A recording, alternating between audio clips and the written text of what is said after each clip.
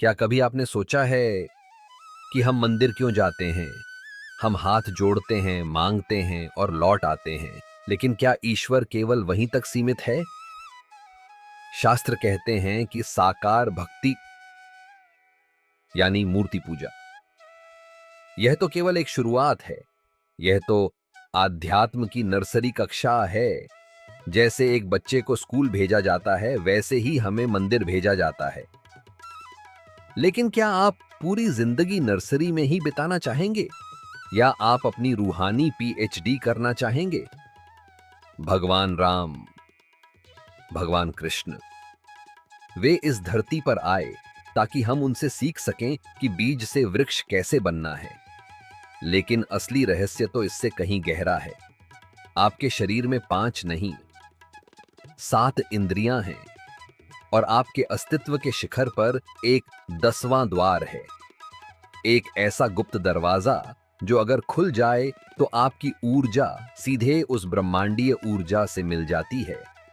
वह अवस्था जहां कोई रूप नहीं, कोई आकार नहीं, केवल अनंत प्रकाश है, वह है निराकार भक्ति। तो कैसे तय करें यह सफर?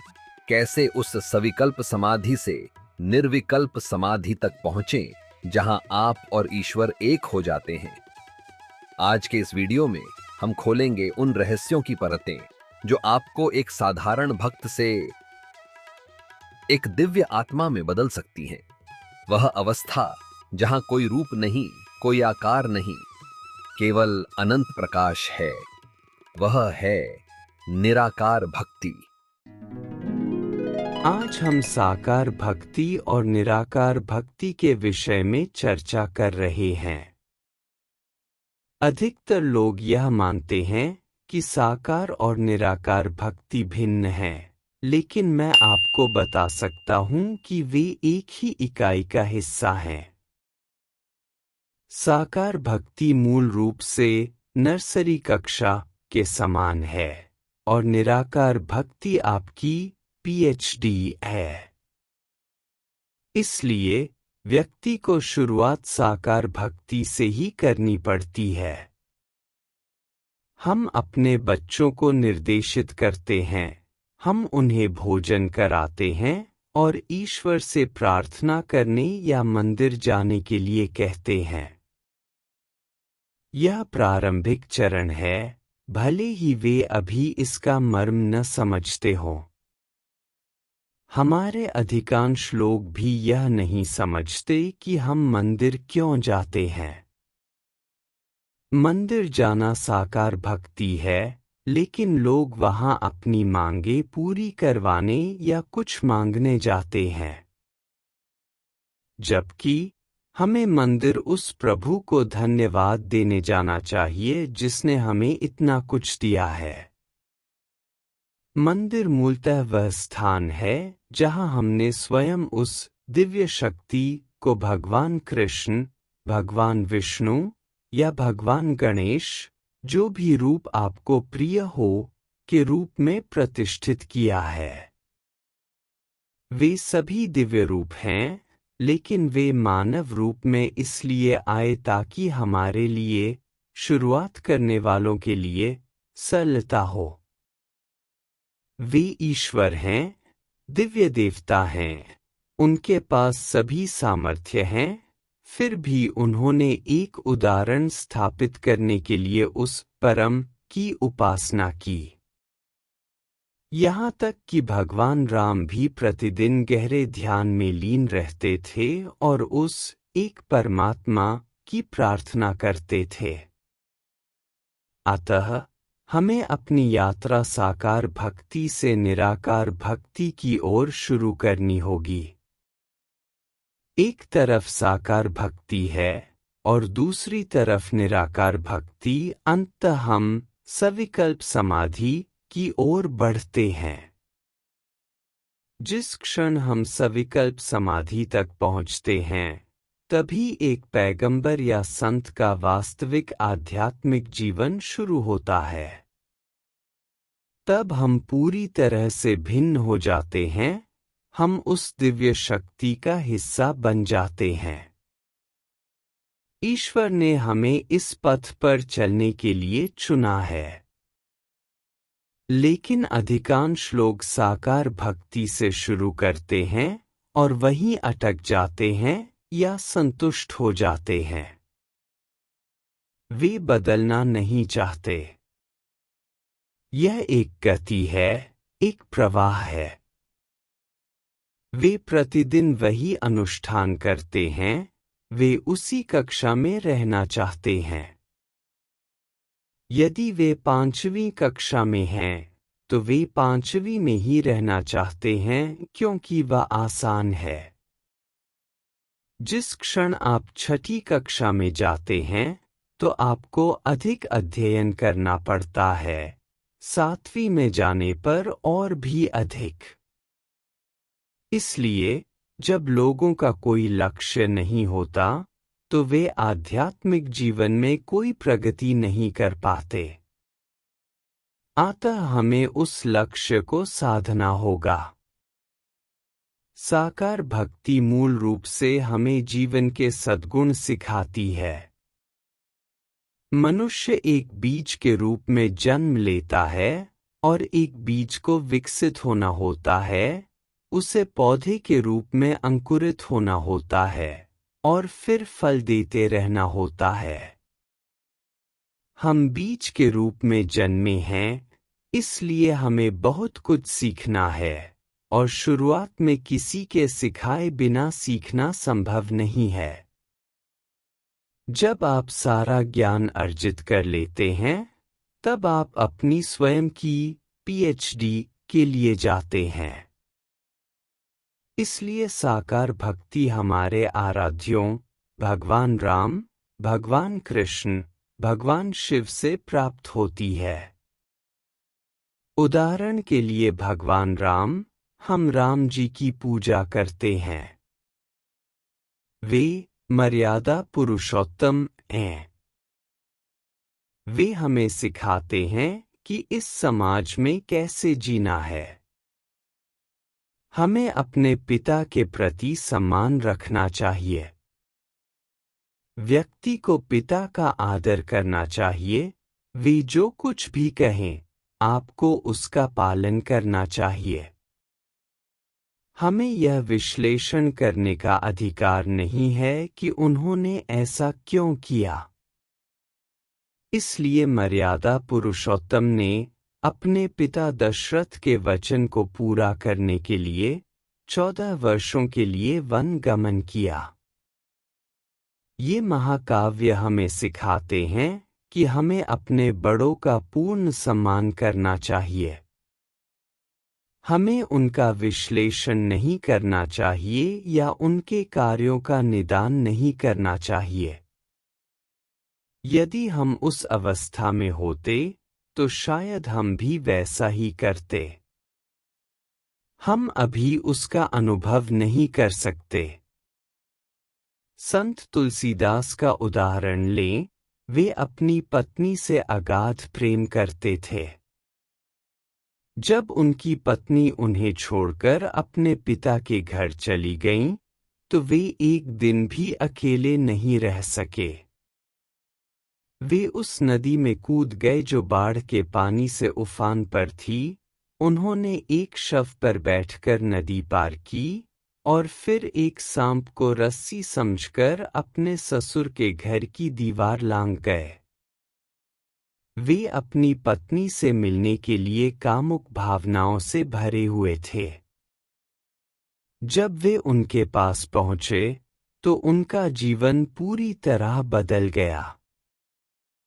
उनकी पत्नी ने उनसे कहा, तुम मुझसे इतना प्रेम करते हो, तुम ईश्वर से प्रेम क्यों नहीं करते? तुम एक निश्चित स्तर तक पहुंच सकते थे, तुम एक दिव्य पुरुष बन सकते थे।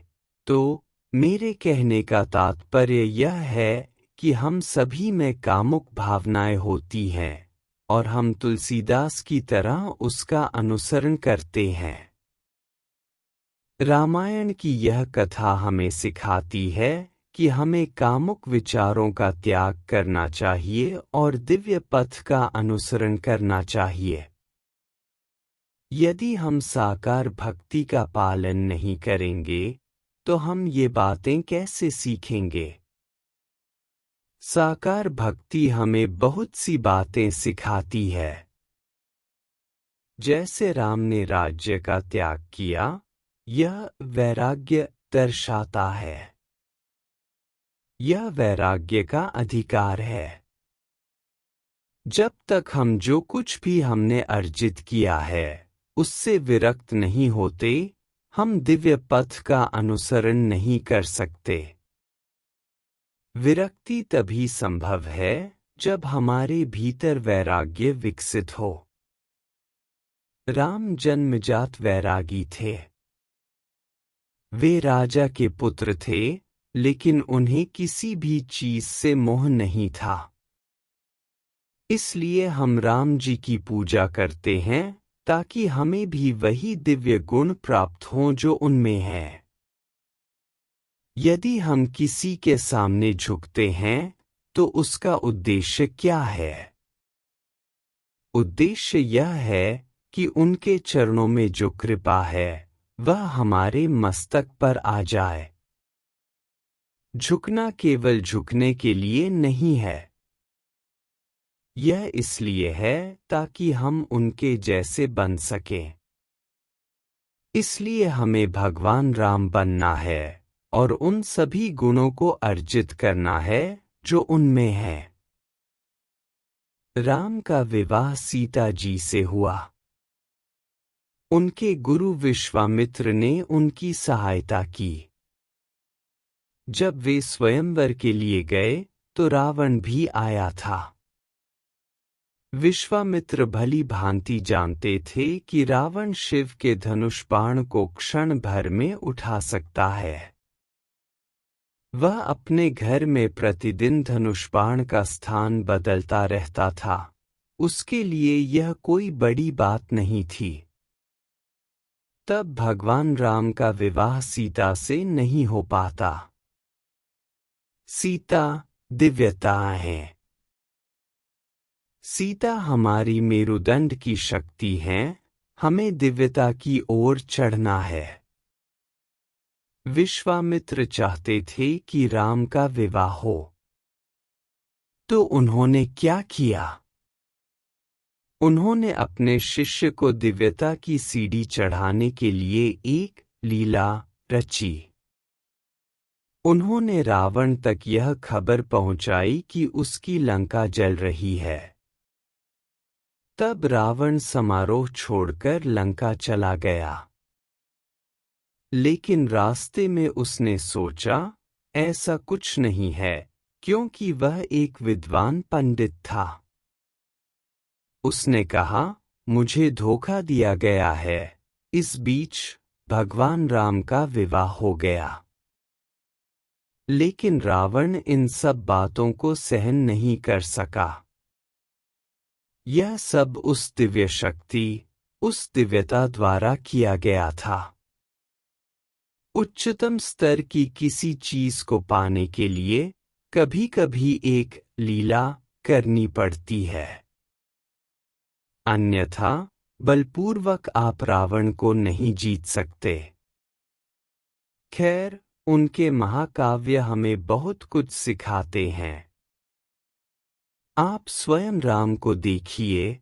सीता के प्रेम के कारण क्या वे भूल गए कि हिरण सुनहरे रंग का नहीं हो सकता? यह संभव नहीं है। लेकिन प्रेम के वशीभूत होकर वे इसका विश्लेषण नहीं कर सके और सुनहरे हिरण को मारने के लिए निकल पड़े। तो ये महाकाव्य हमें यह भी सिखाते हैं कि हमें प्रेम के साथ साथ पूर्ण विवेक भी रखना चाहिए। उसमें इतना डूब नहीं जाना चाहिए कि हम भूल जाएं और धोखा खा जाएं। और इस तरह रावण सफल हो सका। लेकिन फिर भी हम रावण को कोई सम्मान नहीं देते, क्योंकि उसने सीता का हरण करने के लिए जो मार्ग अपनाया वह एक दिव्य पुरुष होने की पृष्ठभूमि के साथ था। यदि आप यह प्रदर्शित करते हैं कि आप दिव्य हैं, कि आप एक साधु हैं, तो किसी को धोखा देना बहुत आसान है। इसलिए सीता ने सोचा कि वह एक बड़ा साधु है, लेकिन वह साधु के वेश में एक राक्षस था। यही कारण है कि यदि आप इस बहाने से किसी को धोखा देते हैं कि आप एक दिव्य पुरुष हैं, तो आपकी कभी पूजा नहीं होगी। आप सलाखों के पीछे होंगे, जैसा कि हम देख रहे हैं कि हमारे कई तथाकथित महान लोगों ने हमारे देश के भोले भाले लोगों को धोखा दिया है। तो मेरे कहने का तात्पर्य यह है कि यदि कोई हमें धोखा देता है, तो हम अपने बल से लड़ सकते हैं, लेकिन दिव्यता का आश्रय लेकर धोखा नहीं देना चाहिए। यदि आप यह प्रदर्शित करते हैं कि आप एक दिव्य पुरुष हैं और फिर उसे ठगते हैं, तो यह आसान हो जाता है, दूसरा व्यक्ति विश्वास कर लेगा। तो रामायण हमें ये सभी बातें इसलिए सिखाती है ताकि हम शुद्धता के साथ, पूरी समझ के साथ, पूरी बुद्धि के साथ और पूर्ण विवेक के साथ जीवन व्यतीत कर सकें, केवल रस्मों के तौर पर इसे न दोहराएं, बल्कि इसे अपने दैनिक जीवन में उतारने का प्रयास करें, ताकि हम अपना विकास कर पाएंगे। यदि हम इसे केवल रामायण की पूजा करने जैसा मानते हैं, तो यह हमें कुछ नहीं देता। हमारी सभी आध्यात्मिक पुस्तकों में असीमित ज्ञान, असीमित विवेक है। हम कितना निकाल सकते हैं, यह व्यक्ति पर निर्भर करता है। हमारे सभी महाकाव्यों में ज्ञान का कोई अंत नहीं है। वे केवल कहानियां नहीं हैं, लेकिन हम उन्हें केवल कहानियों के रूप में लेते हैं और भूल जाते हैं।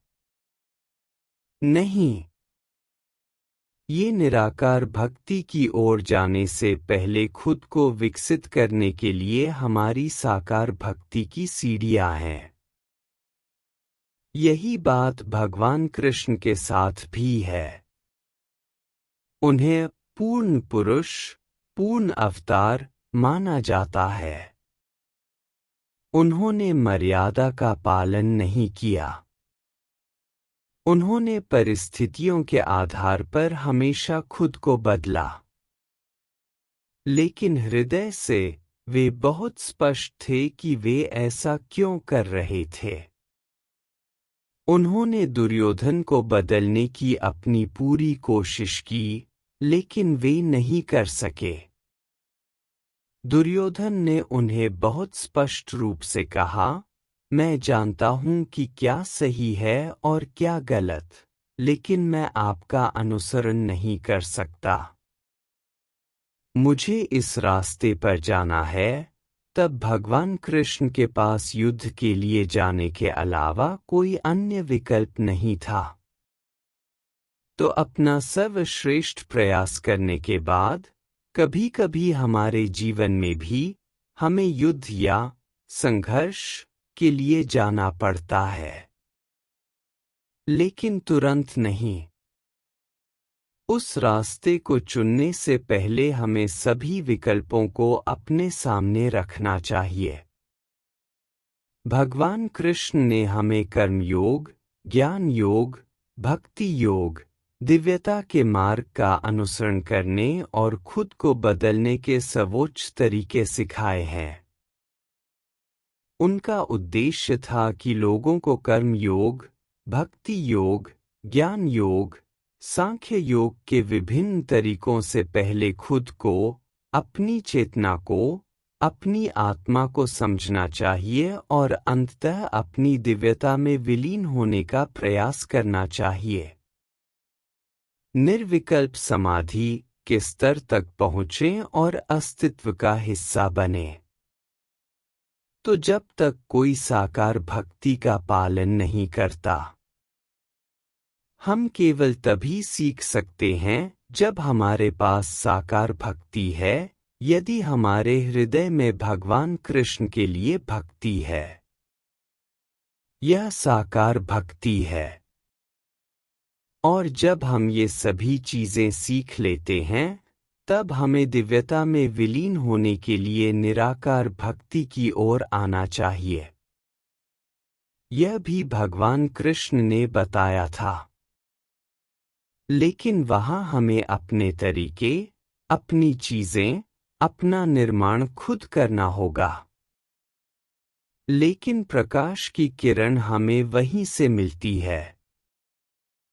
मूल रूप से आप देखें, प्रकाश आता है और जब यह प्रिज्म से गुजरता है तो यह 7 रंगों में बदल जाता है। यह संसार 7 रंगों का है। यह हमारी 7 इंद्रियां हैं। हम केवल 5 इंद्रियों को जानते हैं, लेकिन मैं आपको बताऊंगा कि 2 और इंद्रियां हैं।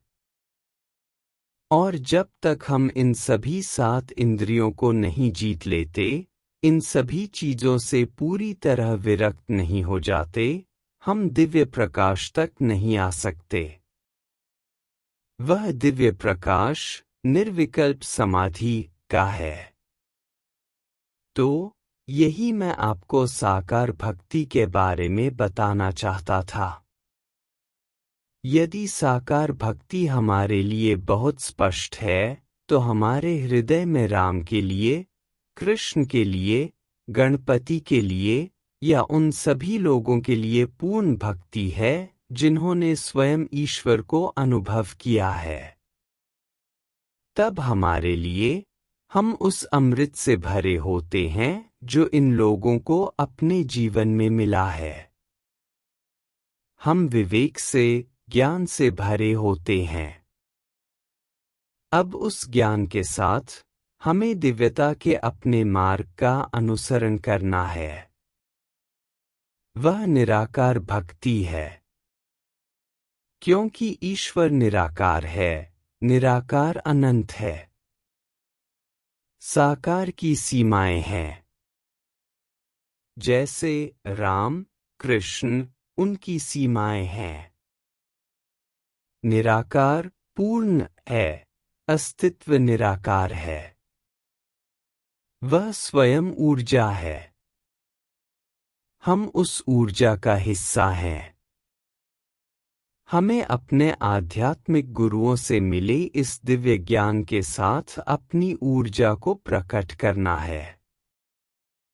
उस दिव्य ऊर्जा को प्रकट करना और उसको अपने भीतर महसूस करना और अपनी ऊर्जा को ब्रह्मांडीय ऊर्जा के साथ मिला देना। जैसा कि मैंने आपको प्रिज्म का उदाहरण दिया, जब प्रकाश प्रिज्म से गुजरता है तो यह 7 रंगों में बदल जाता है। हमारी 7 इंद्रियां उस ऊर्जा को प्राप्त करती हैं और हम सांसारिक व्यक्ति बन जाते हैं। हम दुनिया में विचरण करते हैं। हम अपनी 7 इंद्रियों के माध्यम से दुनिया का आनंद लेते हैं। इंद्रियां क्या हैं? हम सभी जानते हैं, हमारी आँखें, कान, नाक, त्वचा और जीभ, ताकि हम दुनिया का अनुभव कर सकें। और हमारे कानों से हम उनसे सुनते हैं। ये 5 इंद्रियां हैं। लेकिन आपको यह जानकर आश्चर्य होगा, हमारे कानों में केवल एक इंद्रिय नहीं है। विज्ञान ने भी हाल ही में इसकी खोज की है। जब आदमी बूढ़ा हो जाता है, आपने देखा होगा, वह अपना संतुलन बनाए रखने में सक्षम नहीं होता है। डॉक्टर होने के नाते आप जानते हैं कि न्यूरो समस्याएं आती हैं।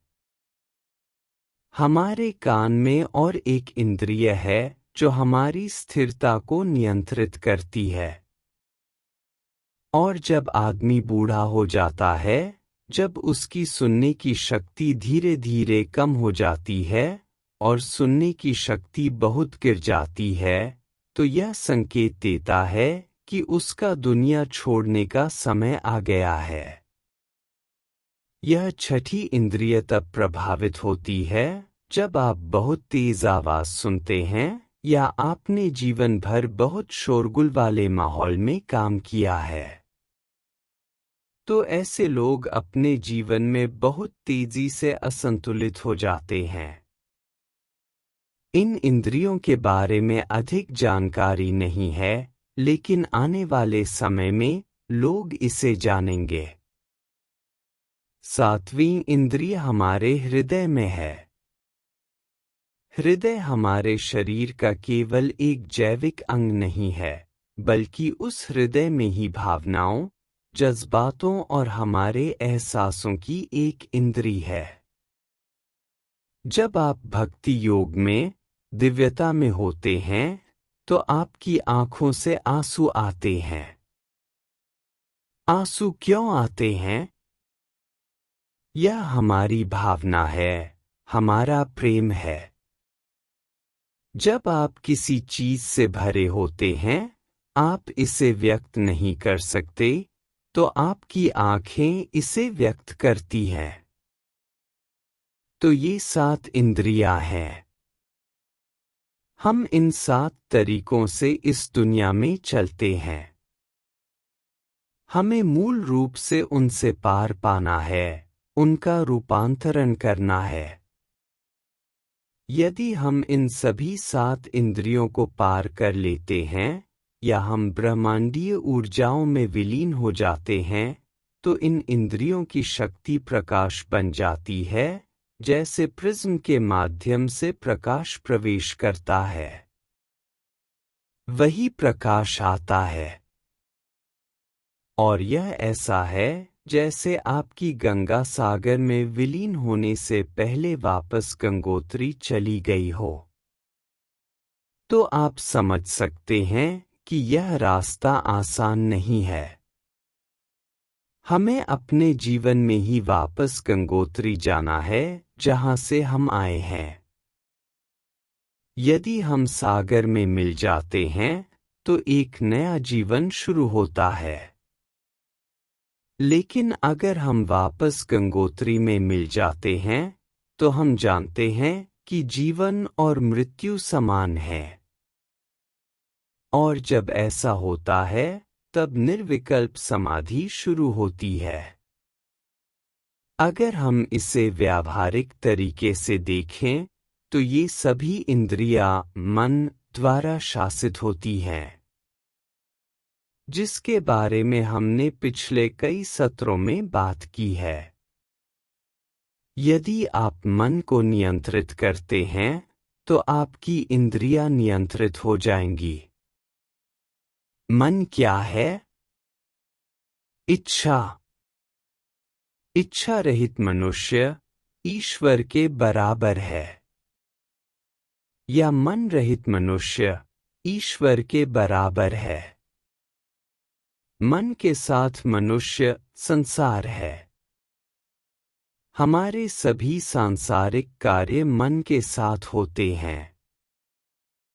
हम इस दुनिया में रहते हैं, हमें मन का विकास करना होगा ताकि हम इसमें अस्तित्व बनाए रख सकें। लेकिन जब हम ईश्वर में विलीन होना चाहते हैं, तो हमें वह कला जाननी होगी।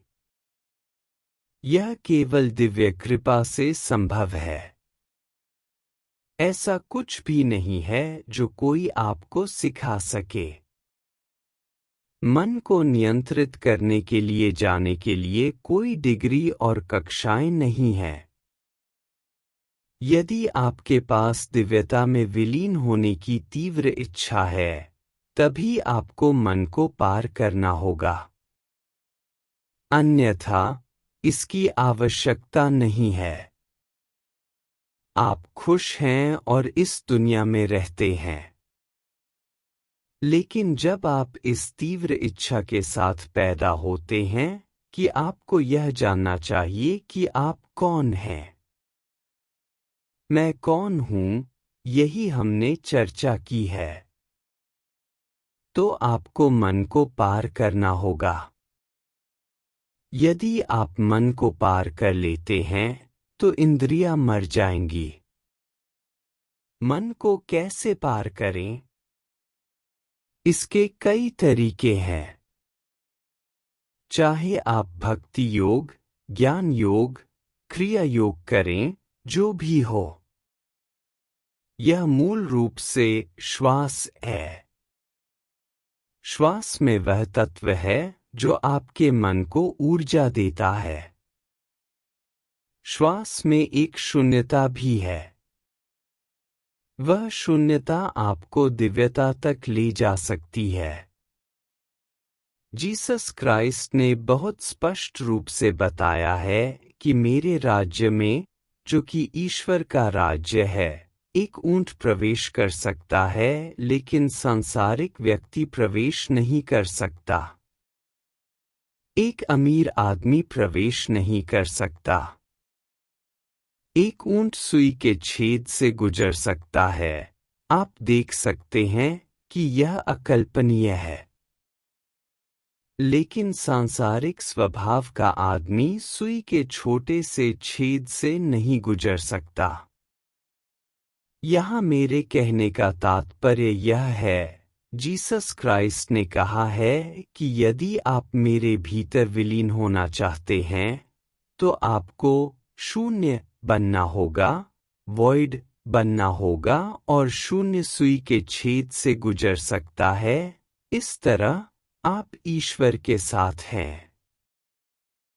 तो मेरे कहने का तात्पर्य है, यदि आप दिव्यता में विलीन होना चाहते हैं तो वैराग्य विकसित करना होगा। यदि आप साधना करते हैं तो यह अपने आप विकसित होता है।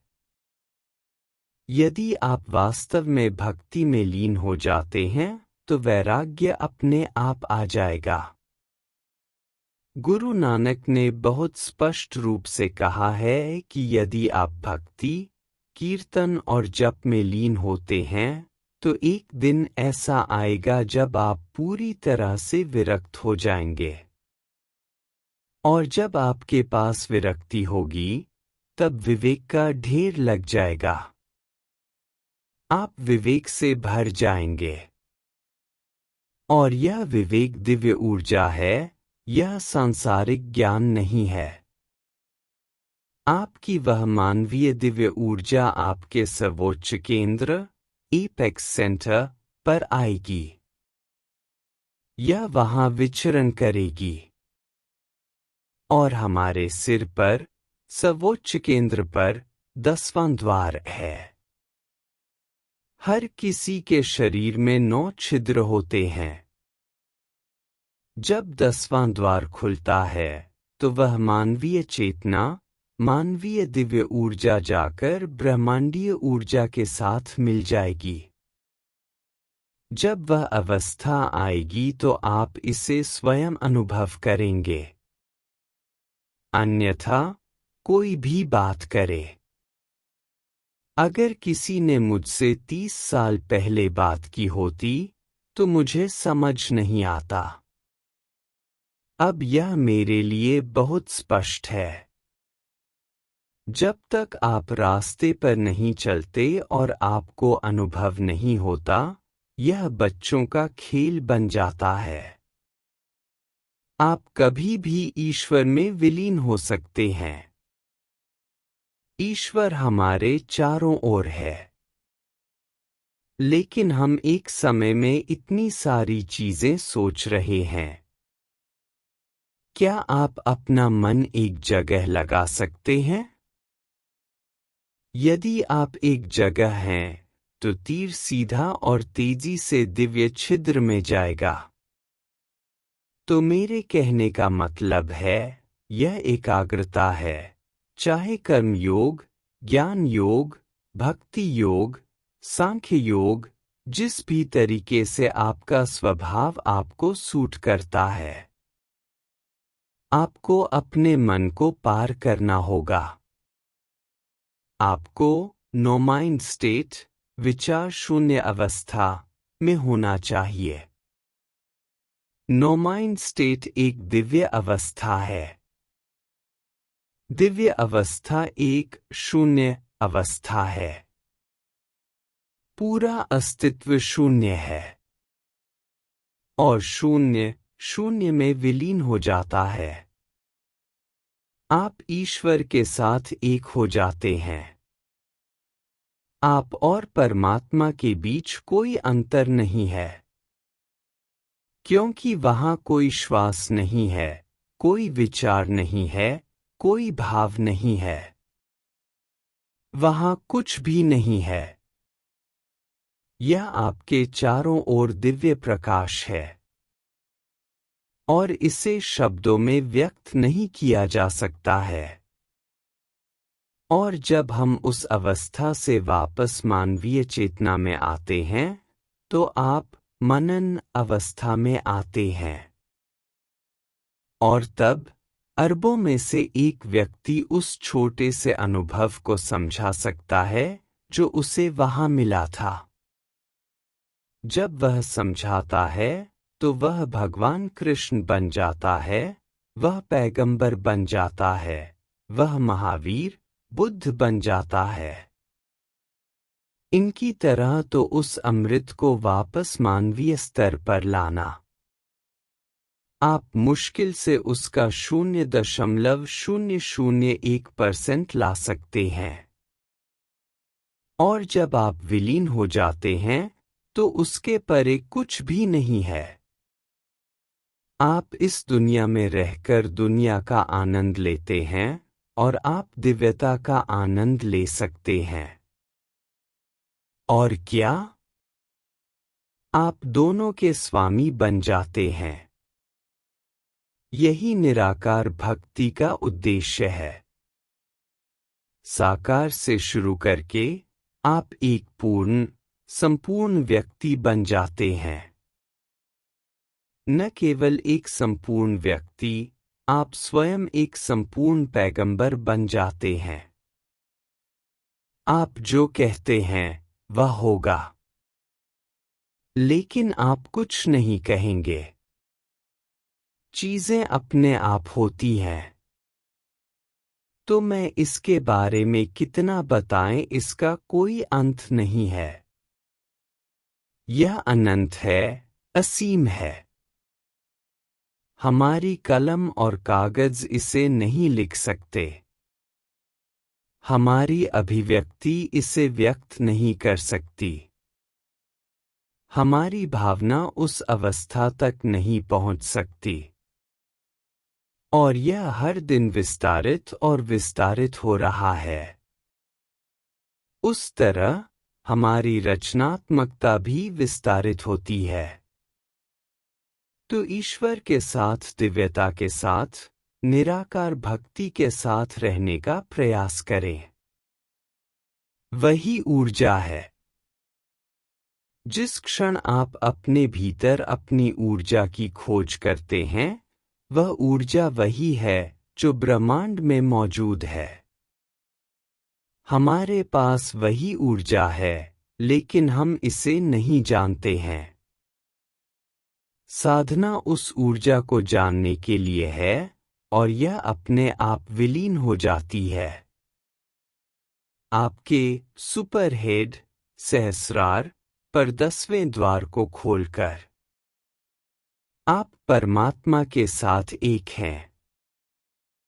बस एक और बात मैं बताना चाहता हूं, यदि आप किसी मंदिर में जाते हैं, एक ऐसा मंदिर जिसमें केवल एक द्वार है और जो सभी तरफ से बंद है, यदि आप वहां कुछ समय के लिए ओम का जप करते हैं तो आप पाएंगे कि ओम की ऊर्जा आपके सहस्रार चक्र से मंदिर के गुंबद तक जाती है और वापस आती है।